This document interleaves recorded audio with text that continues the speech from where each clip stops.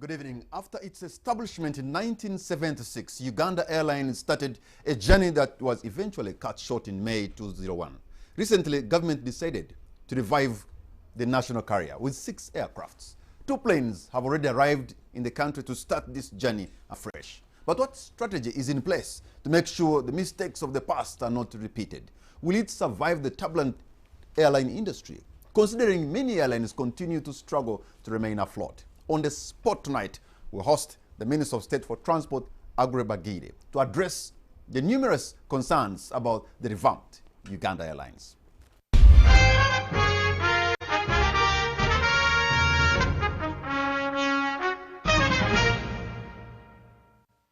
Wagade, thank you very much for honoring our invitation. A warm welcome to you. You are on the spot. You're welcome. Thank you, Patrick. We saw you. We saw the president and quite a number of Ugandans at the Entebbe International Airport receiving the revived Uganda Airlines. Like I was saying there in my introduction, in 1976 it was started, 2001 it was more or less buried. But now we have seen it rising from the ashes like the phoenix. Will it survive this time around? Definitely. Like you first of all, good evening, viewers. Like you did put it, that the airline industry is a turbulent industry. When government took a decision that we must revive our airline, we put all this into consideration.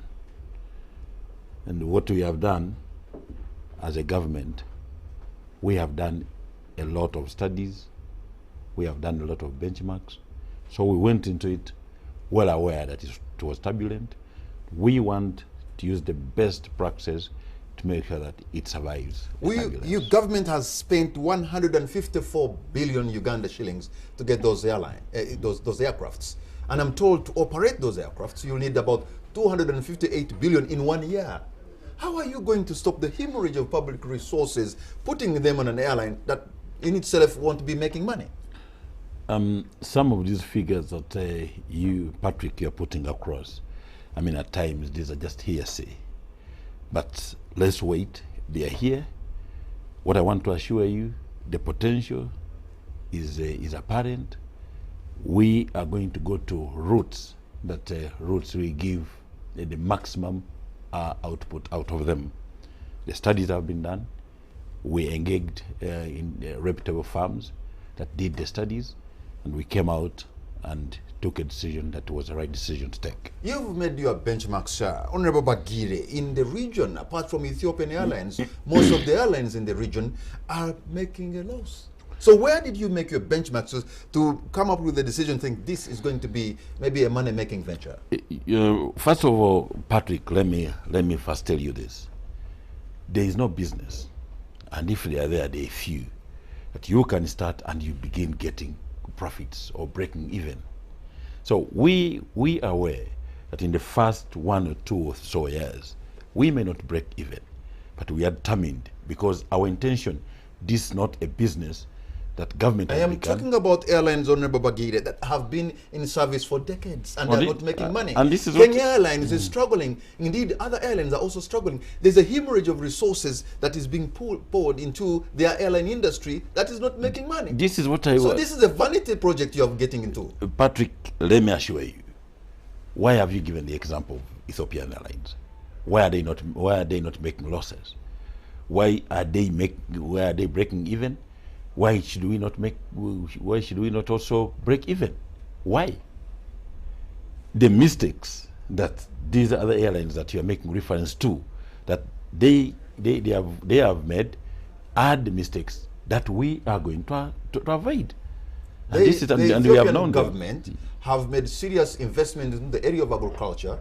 They have gone and invested in some of their regions. They have cargo planes take off. I'm told almost 30 cargo planes taking off every day, taking the Ethiopian produce across the world. Have we prepared ourselves as Uganda to seize the opportunity? Because the preparation should have been made like yesterday. Have we done it? Patrick, why do you think that Ethiopian government prepared and invested in agriculture to manage to export world all over, like you have put it. Why? Because they had a carrier. You cannot do it the other way around. Do you have to produce flowers and you throw them away because you don't have a carrier? You first get the carrier, then produce the flowers. The potential that this country has, no country in the region has it. And this is where we are going. So now, because when you have an airline... Let me just give you an example. In the last about 7 or so years, when the president took a decision that we must revamp tea growing, we are now, when we started it, we were doing about 20 million tons a year. Now we have gone 75 million tons. And this is a decision that has just been made in about a couple of years, 5-6 years. So flowers, vegetables, they just take months to grow. And I'm talking from a point of knowledge. I am an agriculture, that's my specialty. And we are determined. There are other countries that have positioned themselves. For example, if you take Nairobi and maybe Kigali, they have positioned themselves as cities that can host big conferences and summits and all this kind of stuff. In fact, Kigali has gone ahead to build the Kigali Convention Center. And if you want to put a summit or a conference of international repute, you'll think about Kigali, you're thinking about Nairobi. And because they have the island, they'll fly in their people there. In Uganda, what if you think about tourism, for example, if you're flying into Rwanda, you may think that mountain gorillas actually come from Rwanda, yet the biggest percentage of the gorillas are from Uganda. The world runs on perception sometimes, not on reality, Honorable Bagire. The perception about us is the running around with the politicians on the streets. Tourism money. People want to come here. Tourism money is coward money. If you do something funny, they'll cancel their flights. They'll cancel their visits. They won't come here. Patrick, let me assure you and assure the country that we are moving in the right direction. And I said, you do first things first, then others follow. We are going to build a conventional center in Entebbe. I think one of the best convention centers that you have ever talked about or known about in Entebbe. And this one, the government of India, the head of state, asked the government of India when the Prime Minister of India came around, and he agreed to give us resources. And this one we are doing it. My ministry is involved because you know that it has the mandate of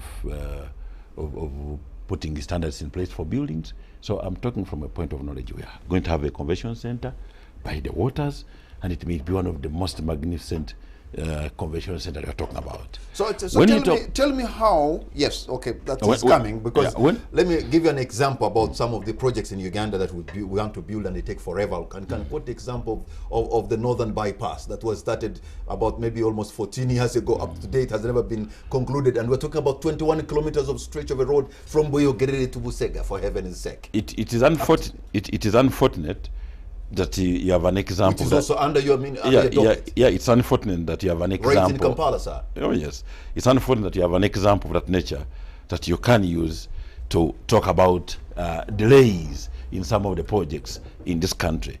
But there are some projects that are unique, and the Northern Bypass has its own issues. One of the issues that we have in this country that has caused us problems is the land acquiring issue. The Northern Bypass has been delayed because of land issues, among others. I'm going to take you to the area of the road sector, but we're still on Uganda Airlines. Patrick, yes, that's okay. But let me also talk about the tourism that you have alluded to, especially you gave the example of Rwanda. It's true. Tourism is run on perceptions, but it's known that this country has come up to really promote our tourism. You see our ministers, both Professor Ephraim Kamuntu and my brother Chiwanda. What they are doing, they have promoted tourism in this country. And the number of tourists coming in this country has been growing. And last year, the growth was enormous. About the mountain gorillas, we are also being strategic. The president has directed that we must find money and build upcountry aerodromes. We are going to build Kaseise, we are going to build Gulu, we are going to build Pakuba, we are going to build Chidepo, we are going to build Arua. In the interim, we're also looking for some land in Ikabali to target our mountain gorillas, because we know that we have tourists who don't want to waste time. But do you understand, Honorable Minister, that when you go into promoting tourism, but also you go on the streets of Kampala and start clobbering politicians, using tear gas everywhere, beating opposition politicians, dispersing them in a violent manner, people who are intending to come to Uganda will think twice, say, am I safe in Uganda? And they will cancel their coming here. Because we seem, the perceptions we put out there is very different. And yes, you have accepted perception is important. If you are going to bring in visitors to come and spend money in our economy, we must have a perception that is desirable for the rest of the world to come to. One of the problems that, Patrick, that Ugandans should sit and agree is the problem that this government has set for the aspect of democracy. Allowing people to do what they want, allowing people to say what they want, at the wrong time. And that is a credit that you should be giving us.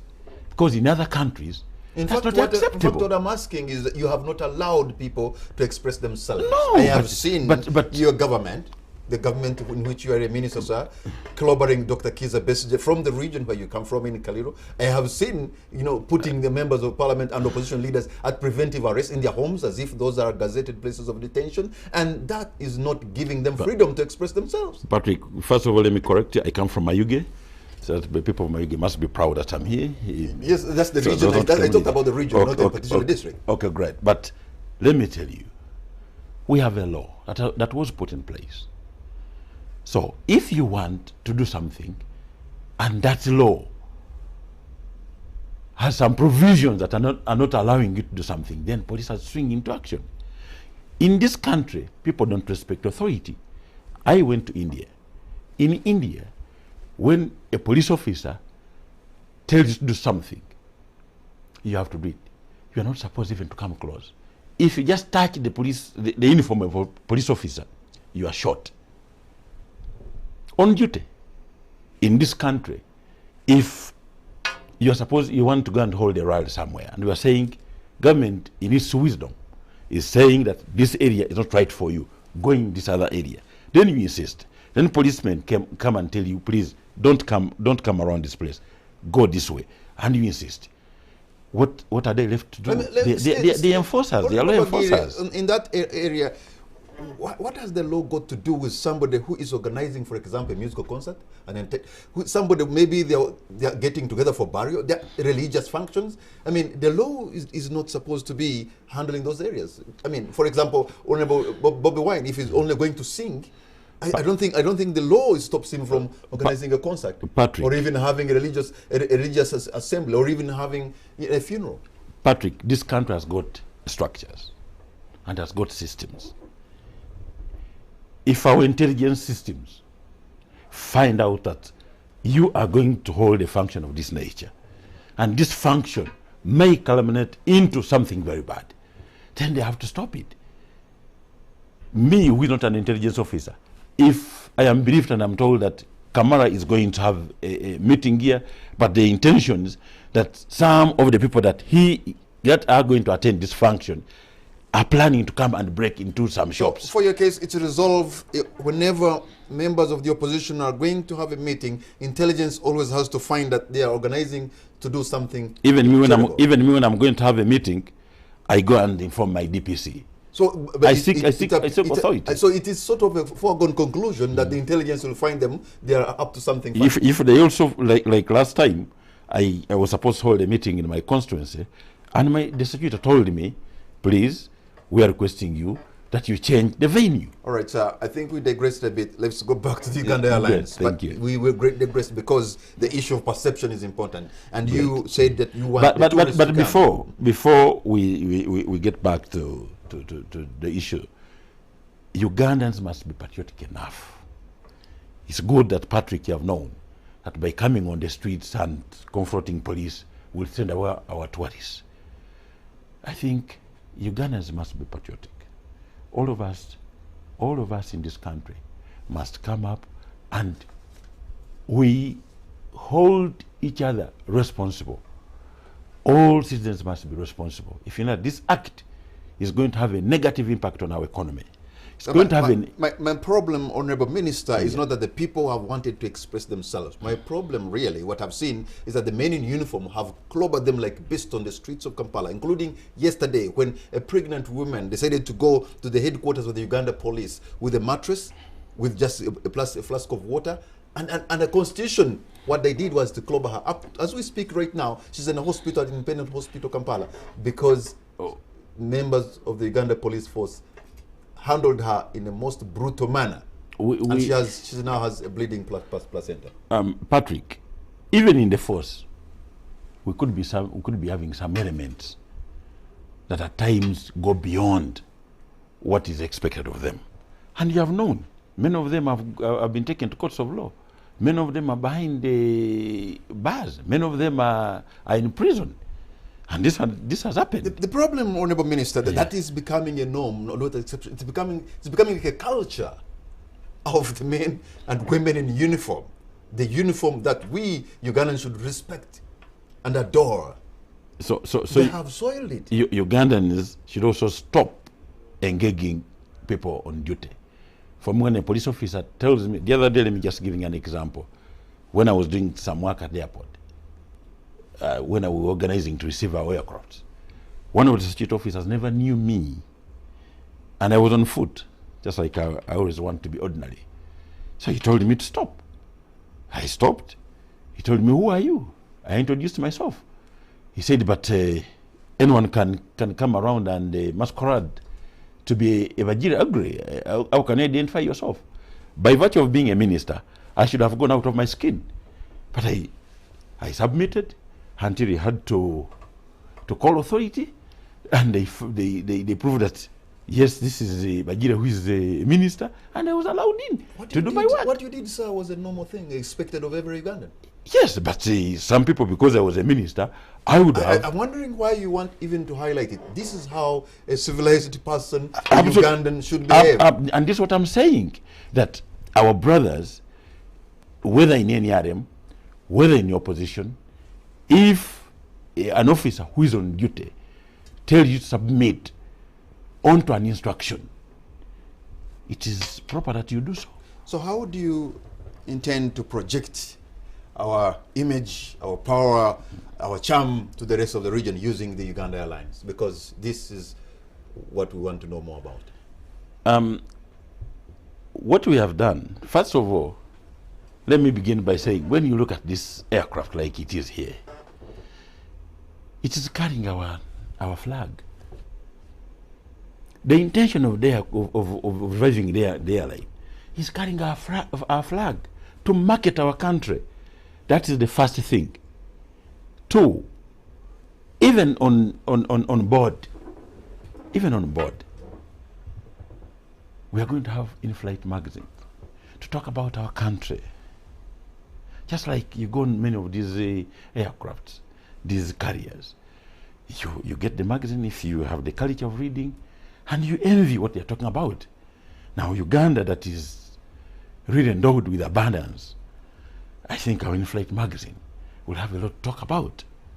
But like we said, it is not only carrying the pride, carrying the flag of this country, but also enabling the economy. Tourism that we have been talking about, trade, among others, is an enabler of the economy. In most cases, you government officials, when you're traveling, because, okay, for the next maybe 1 year, you'll be flying into the region, but in most cases, government officials, are you flying into the region, or you're flying out of the continent to do business work? Because I could imagine not many Ugandans are going to Goma or going to Kisangani or flying into Victoria Falls. When Ugandans, and especially the Ugandan officials, government officials, we fly both in the region and outside the region, but largely on the continent, because this aircraft that the type of aircraft that we were received on Tuesday can fly from Cairo to Entebbe, from South Africa to Entebbe, distances of 4 hours. That is, it has that endurance. So any part of the continent, it will be able to go there.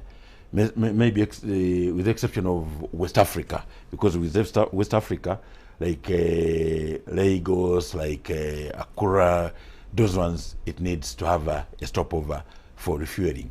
But across the continents, it can. So Cairo, Entebbe, South Africa, Entebbe. In most cases, when you are flying those national carriers, you maybe eat their food or their juice or something like that. I'm wondering whether we are going to have the famous Rolex on the plane, or maybe are you having your people ready? Try to make a Ugandan cuisine that truly Ugandan. For example, I would love to eat luwombo on Uganda Airlines. Oh yes, if that's called for. Are your chefs devising means on how we can have truly Ugandan cuisine on Uganda Airlines? If it means that what will market Uganda is the luwombo or the Rolex, why not? We have very good chefs in this country, and of course those ones that will be given the responsibility will have to think out what is best for us to market our carrier, that people like it, that when you go on Uganda Airlines, you have the best on it. Why not? So, but you are thinking, why not? Because this is something, but by now you'll be maybe giving business to people who have been prepared, have been vetted and verified, and you have certified them that they can do a job. You do not have to think about that they will do it tomorrow. Some of these things should have been done yesterday. The writing of the Uganda magazines about Uganda and all these things, and maybe the movies about Uganda and documentaries, all these things should have been done like yesterday. Patrick, let me tell you, a chef is just like he's an innovator. So you cannot just wake up one morning and you say, you chef, this is what you have to prepare. There could be some basics. But I know, Patrick, you have gone into these big hotels and once in a while. Or once in a while. But even that once in a while that you've been there, when you get there and the chef may come and ask you, were you interested in this? And if you say, I wasn't, he will go and bring out something that he thinks is better. So the recipe is kept on changing. The principle is having the good chef. So as of now, the new aircrafts, I'm told you're supposed to be flying into the region, introducing yourselves, or maybe doing what is mandatory. Just bring us to speed on what is going on before the actual flights start. We received the aircraft on Tuesday, and the one aircraft is hopping around the region. It flew on Tuesday in the afternoon around 3 something to Johannesburg, and from Johannesburg to Cape Town, and it will be hopping around many countries. The essence of this hopping, of going around, is of course to tell our sisters and brothers. Our charm offensive. That's our charm offensive. Projecting ourselves. Yes, we're saying, we are here. But also, we have partnered on this particular one with the Bombardier, because the cabin is the first of its kind. This is a new cabin, and it is the first one on the actually the first one in the world. So it is being now, they are marketing also. Also, maybe they're also testing it on us. No, but a cabin is just a design, just the way you design your bedroom or design your sitting room. It's not an issue to do with the engine or this and the other. It's a cabin. The lights, the way they change, the aeration, the ambience, the comfort, because they're also business people. So we have partnered. So we are benefiting from their marketing, and you're also benefiting from marketing it that we're here. But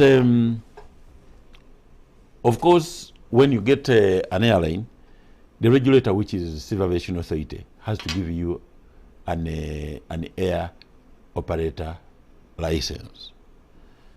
And this process, you have to do it. The process does not take less than 3 months. So we have started on the process immediately, and the condition is that they have to do it when the aircraft is on the ground. They have to ascertain a lot of facts about the aircraft. They have to ascertain a lot of facts about the key officials that are going to run the airline, who are referred to as post holders, the accountable officers. They have to see the training to see that, for instance, the flight cabin crew. Yeah, the cabin crew are able to handle the passengers on board. The whole essence is about safety. So it is about a minimum of about 90 days. So after that, we shall be ready to go.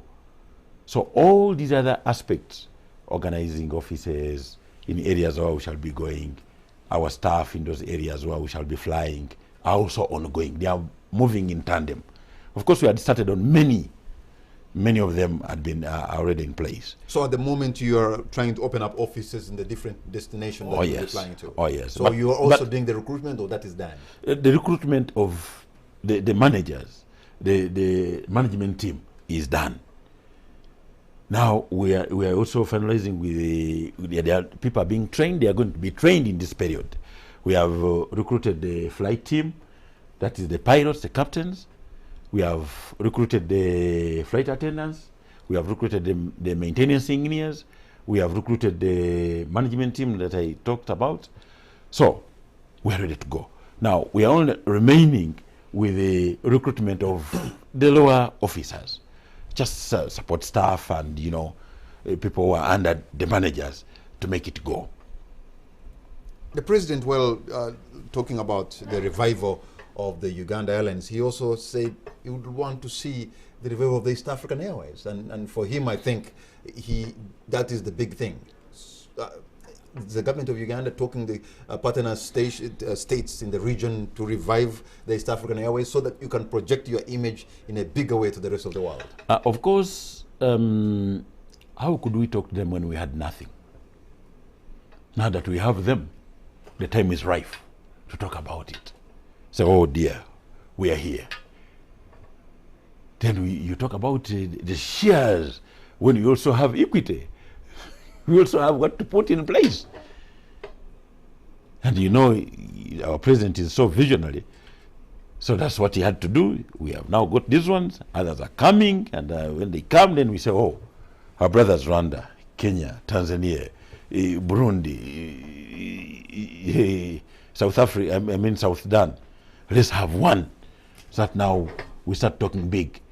Not only in the continent, but in the world. A couple of months ago, travelers would get, really disappointed when they would touch down at Entebbe International Airport. There would be delays and people not working with them as fast as possible. Somebody has flown maybe 8 hours from across the northern hemisphere. You land in Entebbe and you delay so much. I wonder what reforms you have undertaken at Entebbe International Airport. Patrick, that is something of the past, because we did a lot of improvements at the airport. One of the things that we did do, we improved the counters, the booths, and put a lot more officers. And we have electronically, we are now handling issues. The filling of forms is almost reducing. Our people, when they come in, they are paying their visa fees online. So, we have, when you get to Entebbe right now, it's a different picture. A very different picture, because we have over 22 booths right now. And actually, we're not even using all of them, because right now it is a smooth flow. One of the areas where we had the challenge, after we had put the booths, of course, to be sure that whatever people are coming in this country with, safety, somebody is not carrying maybe our arms or carrying, contraband. So we had to put scanners. So originally when we came up with that idea, we had only one scanner, but now we have brought all the scanners. So it is smooth flow. How about the modernization and expansion of the airport itself? Of course, we're upgrading and expanding the airport. And I want to tell Ugandans that we went for the regular travelers. There's a building just in front on the on the land side as you're just coming to the airport, which is being built. That one is going to be a state of the art, whereby people who are coming from who are arriving will have where to pass. They will not mix with the people who are going in, and those ones who are also departing will have also their level. And it's on that building that we're going to have big offices, a full level for Uganda Airlines, because it's our home airline. You know, it is one thing to have an artistic impression and dream about big, but I always have issues when when we want to implement what we have on paper. Are you assuring us that this is going to happen? Oh, but it's already there. In the next few months, that building will be open to public. Then the place where we have the cargo area, the old cargo area, when we finish our big cargo area, which is almost 80% completed. Handling what capacity? Over 100,000 tons. We shall now rev down the current old cargo building, and that's an area where we're going to expand the terminal. It's going to be very, very beautiful. Honorable Bagire, we are going to take a break. When we come back, let's look into issues of transport, the carnage on Ugandan roads, and what needs to be done to stop such carnage. We'll be right back.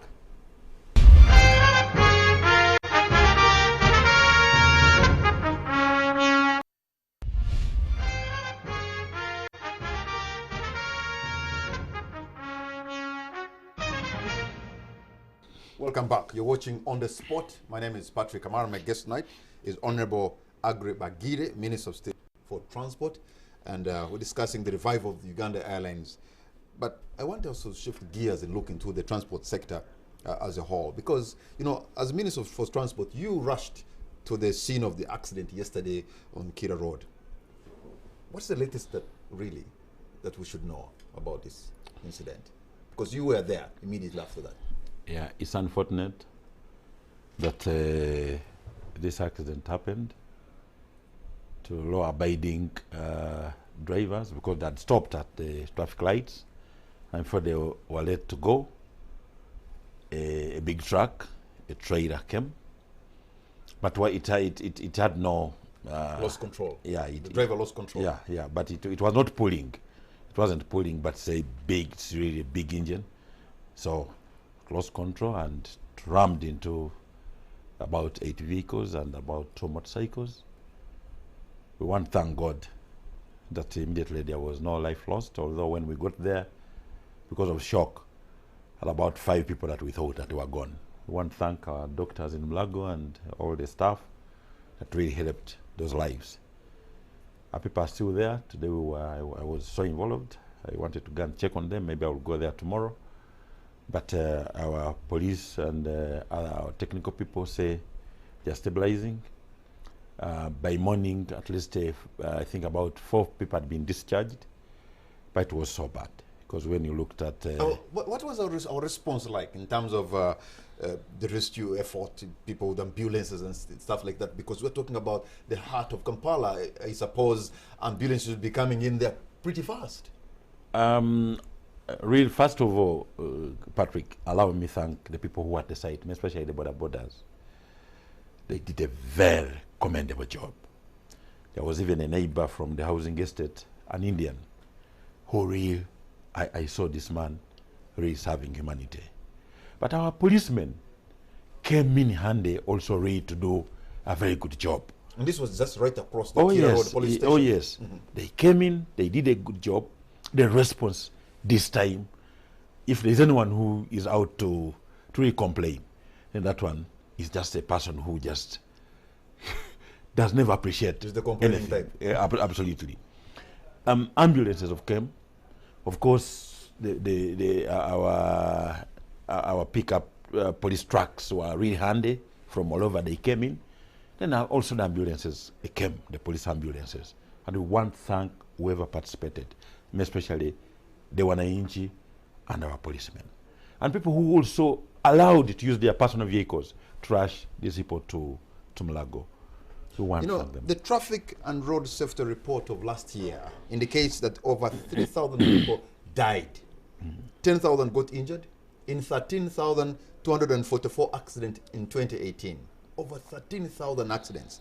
This is alarming. What is your ministry doing to avert this situation? Of course, like I put it at the beginning of this show, Patrick, the first thing and the first line of action is for all road users to be responsible.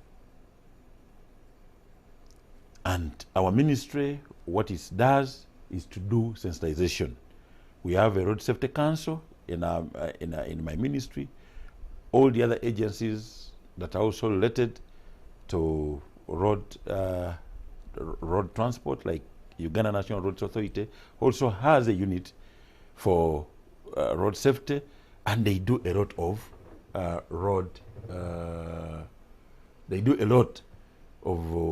sensitization. That's the first thing. Secondly, government took a step, because most of the vehicles that are imported in this country at times are they are very old, and they're in a very bad mechanical condition. So we reduced the age of vehicles that are imported in this country to 15 years. Because the vehicles would even come here that were 40 years old. I hope it's not about vehicles in dangerous mechanical conditions. I think it goes beyond that. Yeah, but I'm telling you, behavior. You asked me what we are doing. 3,000 people die in 1 year on road. In the road carnage. This is because it's an epidemic. Because this vehicle, police has not yet told us. It could have maybe a brake failed, maybe the driver never had the permission, I mean, in terms of class, to drive that particular truck. Maybe the driver was had used some kind of drugs, because it's one of the problems. Behavior on our roads is a very big challenge. So what are you going to do? Because what we see, Honorable Minister, today, the impunity on Ugandan roads is alarming. Even a border rider will ride in a one way. In fact, he will even horn for you to give way even when he knows that he's in the wrong. Of course, a fellow minister, your colleagues, would have a siren in his Land Cruiser. Some other people also have a lot of police vehicles, even when they're not supposed to be driving in a convoy, and they end up causing jam on the street. That's why, Patrick, I'm saying that all of us road users must be responsible. Because, look here. But are you aware that it is people in places of power that seem to be misusing? And this is what I want to allude to. If you can listen to me, Patrick. Let us be responsible. The wananchis, the leaders, everyone on using the road must be responsible. Because police officers aren't going to be in every part of the road. But now that we have cameras, because yesterday, because of the cameras, in less than 5 minutes, the footage had been captured. And we exactly knew what had happened. We never needed witnesses to tell us that what has happened, because the cameras captured. And now these errant drivers are going to be handled. That's number one. Number two, for government officials and ministers that also misuse the road, they are also culpable. And our police officers, on several occasions, have also had to arrest them. And they are proud to book. The new Road and Traffic Act, the amendment that is now we are going to put to Parliament. Cabinet has already approved it. Has a provision. You are not supposed to have a siren in your car if it is not a gazetted vehicle like ambulance, like police. It's going to be criminal and punishable. You're not going to have lights. Those razor lights. That's criminal. That one is going to stop when once Parliament debates and passes those proposals of cabinet, the minister and cabinet. But the laws that we have right now are not allowing them to do that. Can't the police use those laws that we have? Where everybody turns, people, the rich and powerful, using their Land Cruisers and putting sirens, you know, they put on sirens and scares the law off the road. The law does not provide, but regulations do provide. And the police springs into action. But this time around, we have embedded it into the act. That it really bites. Honorable Minister, people drive their cars, they pimp their cars, they put those neon lights behind into the brake lights have turned into something else, as if look like ambulances. You're following somebody driving on the road, and his brake lights are showing in a funny way, and constantly that affects even your eyes. This is what I'm telling you, that in the new law, all these have been taken care of, and the regulations that will come to back up the law are even going to be more stringent, because we are sick, tired, and fed up of this impunity on the roads. And this one, I want to assure you, we have carefully crafted this amendment to cater for all this nonsense on the road. You have tolerated the nonsense for a long time, no, but Minister. No, it's not. It's not quite a long time. We have moved. Of course, it's in the recent times that the behavior on the roads has taken a different dimension. But I want to assure you, Cabinet passed, the Minister proposed, and Cabinet passed stringent measures that are going to be proposed to Cabinet, rather to Parliament, and Parliament, if it passes, is going to help us. But the most important thing is for Ugandans really to appreciate that they are not the only road users, they are not private. I'll give an example. Today, I was coming from Busoga, and I got to a junction in town. Then when we got there, there was a way, as we got into junction, somebody came and closed. I had to tell my police officer that I had in the car, please go and tell that person that is driving that vehicle that is blocking, because the other vehicles in front of him are not moving.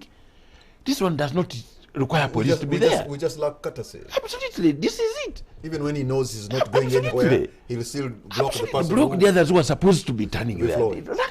Lack of courtesy, really. It is so bad. But we are moving. We have been regulating buses. We are moving to regulating taxis. We are going to regulate even trucks. And we have come up with serious laws, serious regulations that are under discussion. Yeah, but you know, sometimes you come up with the serious proposals and regulations. For example, at one time you said all the buses should have like speed governors and things like that.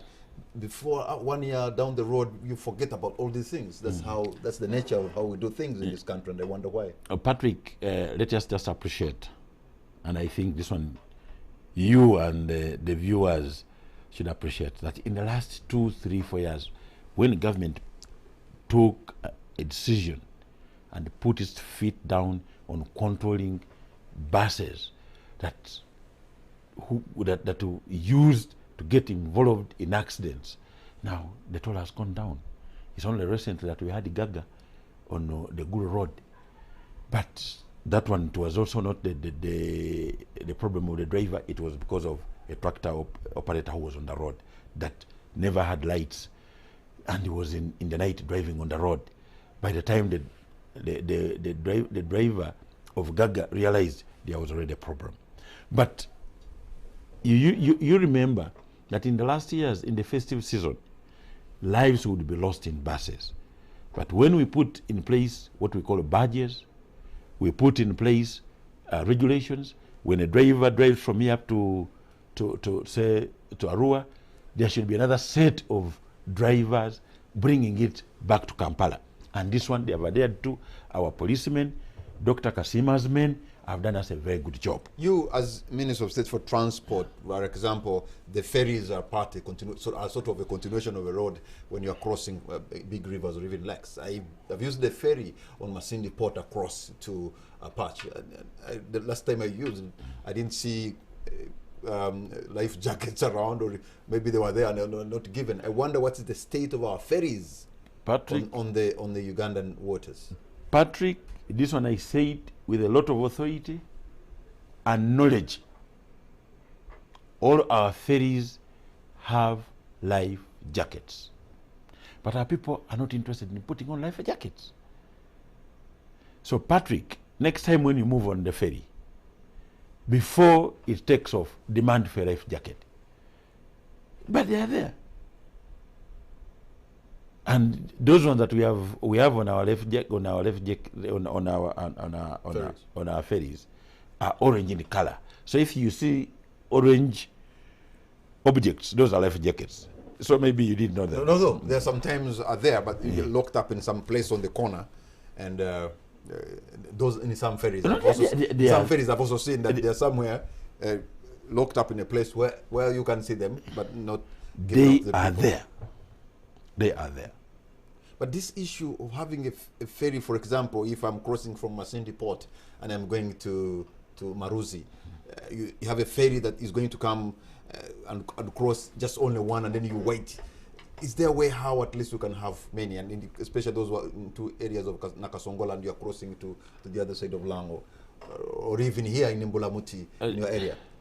There are some areas where we have planned to have more than one ferry, and I think this one of where does it come from, to the other side of Lango? Is it Zengebe, something of that kind? Mm-hmm. That one we are planning to have another ferry. We are going to put another ferry on Vuma Islands. I think we have started. Let us appreciate these things never used to be there. It is this government that has put these ferries in place. So why should we put two ferries in one place when there are areas that do not have? So it's after that we have really covered. By the way, even in the 60s, I'm told there were serious almost steam liners on Lake Albert. No, private owned. Yes, by Indians. It was serious steam liners on what? Yeah. Now, if you go there, you just find maybe it even became a graveyard of those things. They are underground. They were owned by Indians, but because of the torrential rains in 1962, that submerged the landing sites. The Indians lost business. The cranes were submerged. They had to go. So it's again this government that is reviving. It's not only reviving the airline, but reviving everywhere. Just look at the kilometer. But this is the government. You collapsed the airline. So don't say it collapsed under your watch in 2001. No, but you heard what my president, the statement that what my president did say. The president said that at that time it was not tenable to continue because they were just putting in money. It was gone. It was beyond repair. And when something dies, he said it's buried. Even now you're going to be putting in money, and it won't be making money to start for with. a long time. To start with. So because you are putting in money. It's not going to be anything different. It's still going to be bleeding Uganda's economy. When you look at our feasibility studies done by reputable companies like Ernst & Young, done by our own National Planning Authority, done by other independent competent organizations, we shall make money maybe after 1 or 2 years. We shall. It's just a point of being really tough on management. So there won't be a point like your honorable agree. You are late to go to Entebbe airport and you recall the plane because I'm told that is criminal. These are some of the things that is criminal. Have killed African Airlines. That is criminal. And if I ever do it, minister recalls if I should not even ever think about that. That I should never think about it because that's criminal. Let me tell you, aircrafts, aeroplanes, get trouble, especially at the time of takeoff and the time of landing. That's when most accidents happen. So whoever thinks of even calling an aircraft, he's a criminal. But why? And I'm 7? And you'll continue to be a minister? No, not under 7. Honorable Agre Bagire, Minister of State for Transport. We are going to take a break, and when we come back, I'll be opening the line so that you too, who is watching this program, can be part of this discussion. Their numbers will be on the screen. You can call us, be precise and concise, and tell us what you think about the transport sector and the revival of Uganda Airlines. We'll be right back.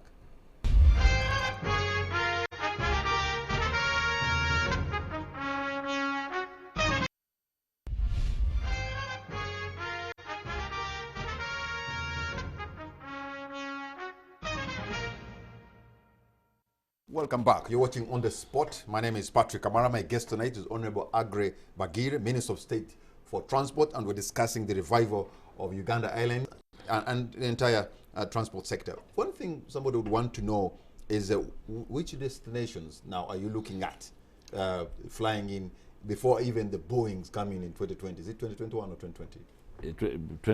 2020, December, we shall have one, and 2021 in January, we shall have another. Okay, and when do we have it's not the Boeing. other two Bombardiers? Bombardier, the third one is coming in July, and another one is coming in September. Okay. The destinations, of course, are regional. So we shall have Dar es Salaam, we shall have Nairobi, we shall have Kigali, Juba, Bujumbura, Zanzibar, Mombasa, Addis Ababa, Khartoum, Kilimanjaro, Kinshasa, Kisangani, Lubumbashi, Lusaka, Harare, Joburg, all these areas. So you're suggesting that there will be business Ugandans flying into, for example, Lubumbashi, and maybe you fly an aircraft that is full of passengers? Oh yes, oh yes. There has been because this is going to be like a hub, a spoke and hub. We want these bombardiers to begin now creating a hub, and when the other big aircrafts come, they now evacuate these different destinations in the world. So that's what we are going to begin. But in the interim, before the other ones come, these ones we are going now to partner with our other brothers, the Emirates, Kechu, so that they take them to different places. Now the Congolese, our brothers in Congo, they want to travel. You know, when they are going, they go through Nairobi. At times they go through South Africa. At times they go to destinations like Dubai, to go to destinations like, so it will be easy now to bring them here, and then they go to other parts of the world. So you have already signed an MOU or whatever it is with all these other airlines, so that you can have them partner with you, and Ugandan passengers can get oh yes, we have started, and some of them it is already done. I remember of a time, but this is about maybe a few years back, where you would fly even from Johannesburg to Entebbe or from Lusaka to Entebbe, and a 200-seater is carrying about 50 or 60 people. I wonder what it is like now, because in most cases you'll fly your plane to Lubumbashi or Kisangani, a 76-seater or 100-seater, and you're just 30 people. And that doesn't mean business. Kamara, let me just tell you, the potential of air travel now lies in Africa. In Europe it is saturated. In America it is saturated. Africa as a continent, the middle income is growing day by day. And some of us now who are in this transport sector, when we interact with the international guys in meetings and blah, blah, the target is Africa. Because now Africa is upcoming. The population of Africa is growing day by day. So gone are those days when aircrafts were flying without people. Look at Emirates. At times, Emirates in Entebbe goes full. At times, if you delay to book, you never get a seat. The Kechu is landing in Entebbe 7 to 8 times a day. Yeah, Entebbe in Nairobi is one of those most lucrative routes. Yes. maybe anywhere in the world. It's among those top most credit. Ethiopia is landing in Entebbe. But you also know some airlines that stop even flying into Uganda, including British Airways. You know, you see, at times, the dynamics are not what we see on the surface. All right, let me involve some other Ugandans who want to maybe talk to you, ask questions, or give us any submission they may be having. I have a caller online, so let me take the first caller. Hello. Hello. Good evening, sir. What's your name and where are you calling from? My name is Kakuru. I'm calling from Weogerere. Kakuru. Yes, please. Go right ahead, sir. I want to Kano Uganda. Okay. Saba minister batuyambeko banange ne government yonna ku nsonga ya government mu kibuga Kampala ne boda. Okay, they help you how?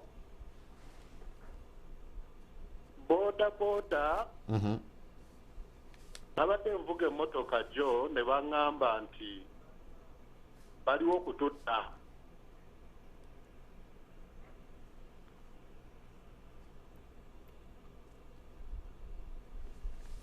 I don't know. That borders want to kill them? All right. I think the minister probably he will respond to that, but I think the question is not complete. So I don't know what to do about that. But maybe you have made sense of that question. Yeah, he did not complete his question. Hello, we have a call online. Hello. That one is sending an echo into the studio because you have left your audio so high on your TV set. So you please turn down the audio so that we don't bring an echo into the studio or to yourself. Let me pick another call online. Hello. Hello. Hello. Good evening, sir. What's your name and where are you calling from? You're talking to Wafula Godfrey from Kiryandongo. Wafula Godfrey in Kiryandongo. You are loud and clear. Please go right ahead with your question or comment. Thank you very much for bringing the minister. Oh, you're welcome. My concern is I happen to stay along a highway. Yes. And in the town of Kiryandongo. Yes. And I really want to request the minister that there are some ministers, we see vehicles of ministers, cabinet ministers, state ministers, passing in town where we have a hospital, we have homes, we have schools, but the drivers, the way they drive these vehicles, you get worried if these are responsible senior citizens of this country. We've lost so many lives in Kiryandongo, and most of the vehicles sometimes involved defined their organizations. All right. So we really need to let him really lift his act like he's saying we are behind them. If they can help us people along the highway, we shall really be grateful. Yes. Okay. Kiryandongo is actually that highway has been could say a bad spot. Let me take some more callers so that the Honorable Bagire will respond at once. I have another call online. Hello. Hello. Good evening, ma'am. Good evening. What's your name and where are you calling from? I'm called Patience. I call from Kampala. Patience in Kampala, you're on air. Yes. I appreciate the minister's submission. Okay. Though I wanted him to know about, he was talking about the life jackets on when you're crossing the rivers. On the ferries. Yes. The life jackets are there, but I think maybe either it's because of the short distance and the operators maybe wouldn't want to give them immediately, like people are boarding and then that exchange, because it's a short distance, they will be there. You can even ask for them from the beginning and they will tell you, no, don't touch there.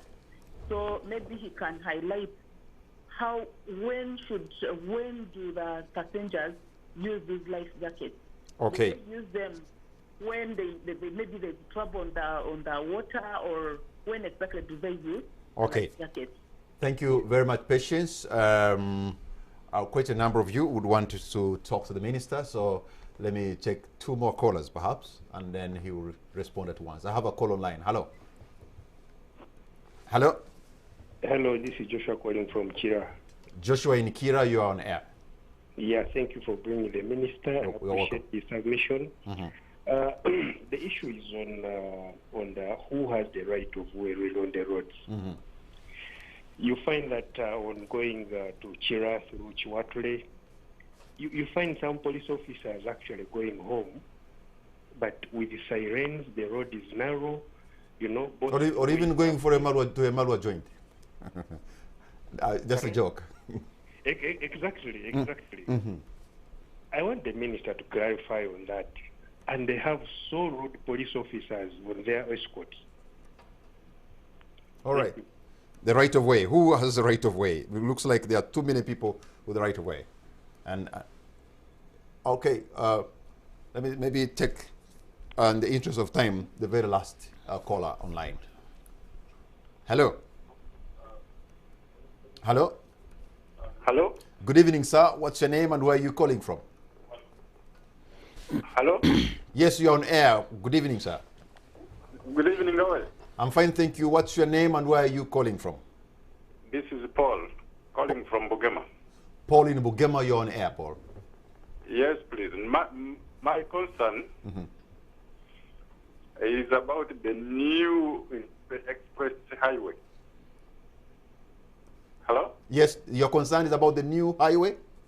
Yes, please. That highway was supposed to decongest the old Entebbe highway.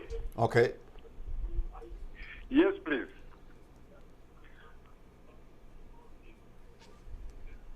Yes, please. But then we see even government vehicles using the old road. And even after the opening of the Entebbe Express Highway, traffic jam is still the same. Yeah, I think I would thank you very much. I think I would also concur with you because I just was in Entebbe yesterday. I suppose the traffic jam is mainly between maybe Kajansi and Kibuye, and most of the people are traveling between Kibuye and Kajansi. And that highway, it looks like it's not really. If it was meant to decongest, it has not decongested Kajansi and Kibuye in between. All right, Honorable Minister. Thank you, Patrick. I want, first of all, to thank the callers and the questions that they did put. I'll make efforts to answer them. I'll begin with my brother Kakulu from Weyogerere. The question wasn't very clear, but let me answer it the way I think he did, the way he did understand it. He talked about we should help them help them on borders, because yesterday he was in town and he overheard that the borders are out to kill them or to kill Ugandans. I don't know whether it's the borders who told him, or it's unfortunate, but again this one comes back to being responsible.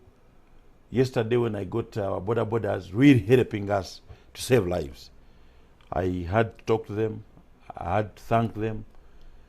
You know, at times when somebody can be bad, but at times somebody can be of value, because they were the first, very, very first people on site. Of course, then our police people came. Of course, there are those borders who are really nice, who are out to really do a service and earn something out of it.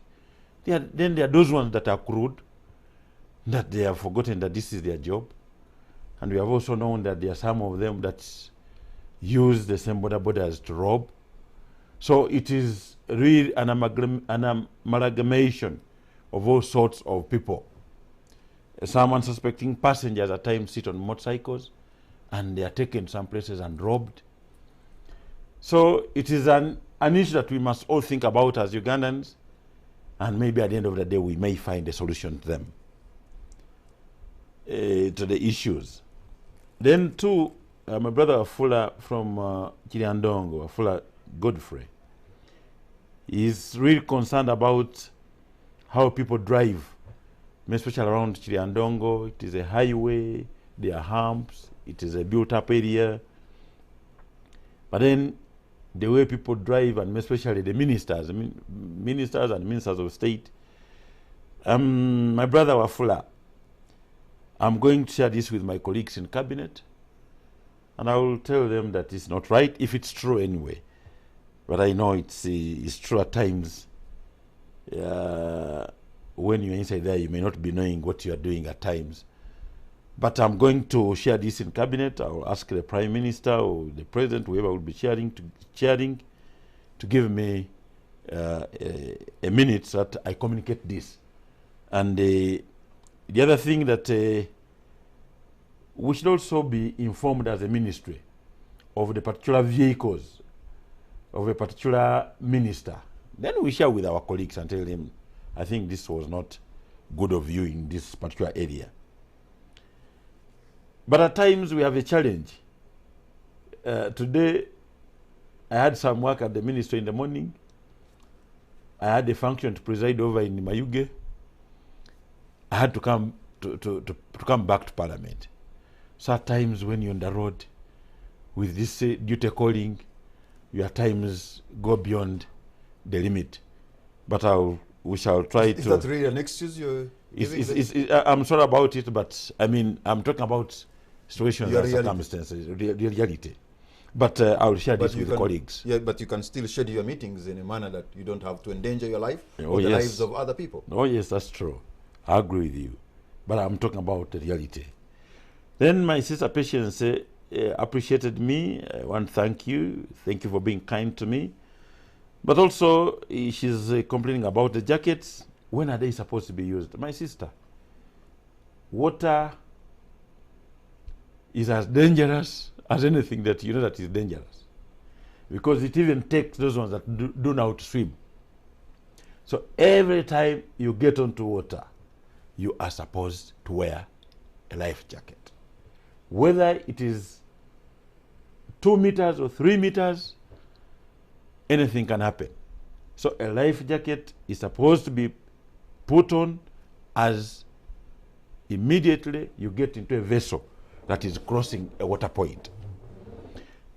I'm going to continue talking to our Chief Executive, Madam Aleni Kajina, to make sure that these life jackets are put in a place that makes them exposed to people to be used. And maybe we put in place a standing order that whoever doesn't want to put on the life jacket does not come onto the vessel. But that will also be another issue, that we are being denied the opportunity to move on the vessel. You know, these are some of the issues. So whether short distance or long, you have to put on a life jacket. Then my brother Joseph from Chira, he also appreciated my talk. Thank you, my brother, for being kind to me. But he's talking about who has right of way. I may not enumerate everybody, but maybe for now I can give a few. For instance, the president has right of way. Never see a presidential convoy and you come close to it, because he has right of way. Money has right of way. Never come close to vehicles that are carrying money, especially Bank of Uganda trucks. They have right of way. Police vehicles, especially that are on duty, have right of way. Ambulances have right of way. The Speaker of Parliament, rather the Vice President, has right of way. The Speaker of Parliament has right of way. The Chief Justice has right of way. The Deputy Speaker of Parliament has right of way. The Deputy Chief Justice has right of way. The Prime Minister has right of way. Now, everyone that is escorted by police, a police vehicle, at that material time, has right of way. And so are the kings, and the numerous kings of Uganda, oh their yes, and their prime ministers and all that. Oh yes. And the so long as they are escorted by police at that particular time, material time, they have right of way, because police has right of way. So don't come in their way, just be courteous to them. Now, we have other leaders. Why do they target the vehicles of ministers? as CM or MS. Then vehicles of judges. Why are they tagged? It's for them to be given courtesy. Give them courtesy. These are your leaders. Accept them by nature of their jobs. For the police officers who are going home and then they become a problem to you, I'll bring these to the attention of the Inspector General of Police, especially those ones on that road. They are rude, so that they talk to them and the escorts, that they know that this is a civil government. My brother Paulo from Bugema, about the Entebbe Express Highway. Entebbe Express Highway still has some issues. Originally, when it was opened, the section that is tolerable was opened when the whole work had not been completed, the whole works. And one will ask, why did you open it? Simply because a high-ranking officer in the Chinese government, third in command, was in this country. So that one was desired that they come and open such a project. But that area had been finished, the works had been finished. But now connecting it from, for instance, the Northern Highway had not been completed. So at times it's a bother. Now that the Northern Highway, the Northern Bypass is being completed, there will be smooth flow of vehicles. And the junctions, the interchanges are also being worked on. So some vehicles will now have to go on those interchanges. From this place, Nakumat, we are going to have a flyover. Already the contractor is on site, which is going to land in Chibuye.